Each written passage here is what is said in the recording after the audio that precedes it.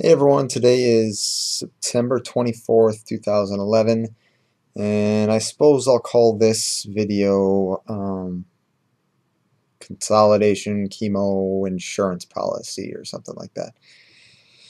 So what that means is I'm in the hospital once again for more chemotherapy.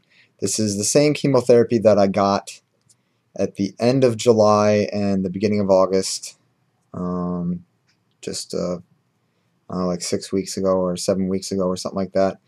It's called CLAG for short.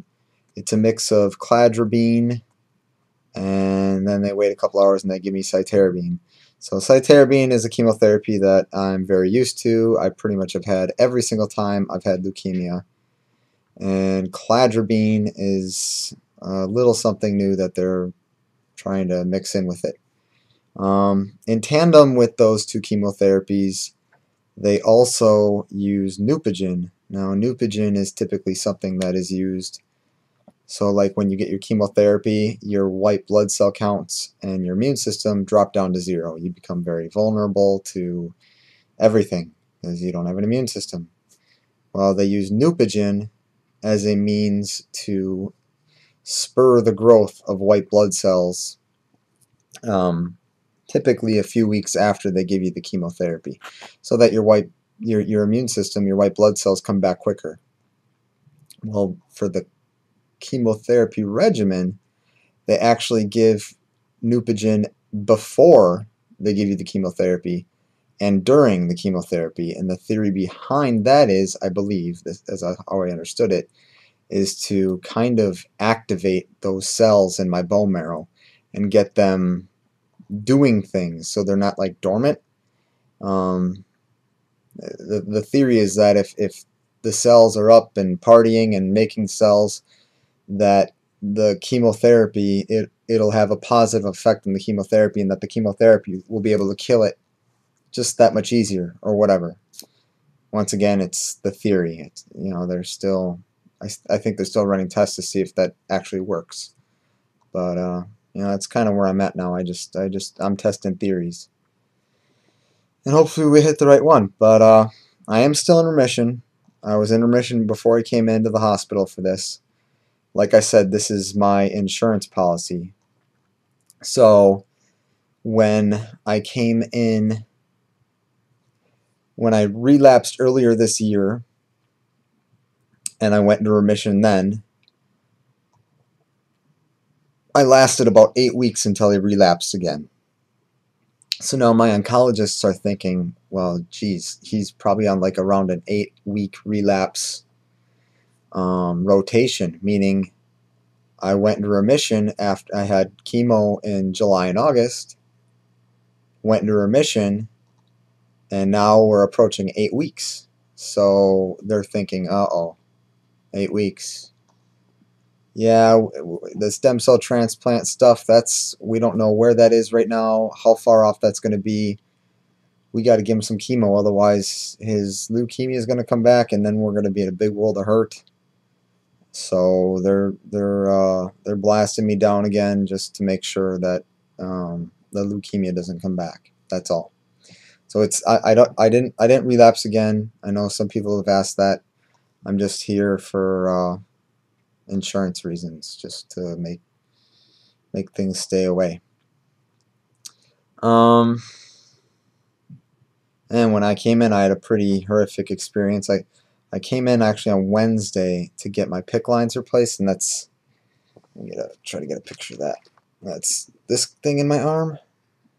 It's two, I'm sure you guys maybe have seen one of these before, but basically what these are direct central lines which come up through my arm and into my heart directly, so that like the chemotherapies and all the other antibiotics and drugs like that don't actually touch my veins, but they touch these tubes. Otherwise my veins get fried from the drugs and burned and all this other great stuff. So if we can pump them straight into my heart, it's a lot easier on me and my veins, because you don't want your veins to like dissolve or anything like that. But what had happened was at first they tried to put a PICC line in my right arm. And I'm laying there wide awake on this table. And I've got my right arm laying out there like this. I'm not looking, and they're cutting, and I can feel it. You know, they've got a little lidocaine numbing it up. But it's still very uncomfortable. And he's feeding in the wire up my arm, and I can see it on the x-ray because he uses an x-ray machine to kind of tell where the wire is and how close to the heart is, and all of a sudden it just stops about right here in my chest, and it doesn't go any further. And I'm like, oh, what's going on? He's like, I don't know, let's rip that out of there. And by this time my heart is just beating, like, and I'm breathing real heavy, and I'm so uncomfortable. I was not having a good day, a good time there on that table. It was taking a really long time, and he put some dye. He shot some dye up into my arm, and as I'm watching it on the x-ray, all of a sudden the dye goes up and it just stops somewhere right here, right where the wire wouldn't go any further. Turns out that that blood clot I had about a month ago or so from a PICC line has permanently blocked off that major vein going to my heart. So I don't think there's any long-term serious impact to my body from that, other than the fact that I can't get any PICC lines placed to my right arm. So that's that story. So he's like, oh, we gotta stop this, and he pulled everything out of my arm and held pressure on it, bandaged it up, and started going on the left arm. By the time he got to the left arm, I mean, I just hit, it wasn't good. I mean, mentally, emotionally, like, I started having flashbacks, and before I knew it, I was like just sobbing in tears from, he was doing his work over there with the nurses, and I'm looking away, and all I can think of is just how shitty all this is, and like, this is like the last place in the world I want to be. All I want to be doing is mowing my own yard and shoveling my own snow, and I don't know, just going to work, doing stuff that people typically don't like to do. I would love to do right now. It's just, I don't know. So I wasn't a very happy camper on that table at that point, and that was that. So I got out of there, and they sent me home, and I was starting chemo the next day, which was what is today, Saturday? Yeah, today's Saturday. So today's actually day 3 of the chemo. I have 5 days of chemo, so I'll get it tomorrow. I'll get it Monday. And then I'll probably leave here at about 10:30 at night. I'll be done, and I can go home. I really don't want to stay any extra nights here, even though it's going to be late. I'll go back to the rivers late at night. And that's that.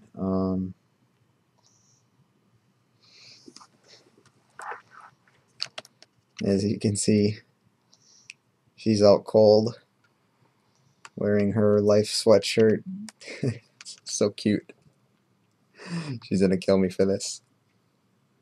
Say hi, Carrie. Say hi. Oh. Anyway, the stem cell transplant, just some updates. I don't know much, but I guess there's these 2 donors still.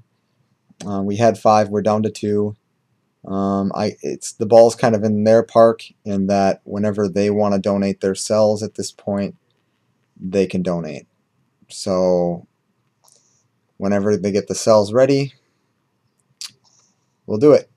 The soonest we can move forward is October 22nd, just because I just got a bunch of chemo, and I've got to recover from that, and as soon as I'm back on my feet from this, we'll go. So I love you all. We'll talk to you all later, and we'll see ya.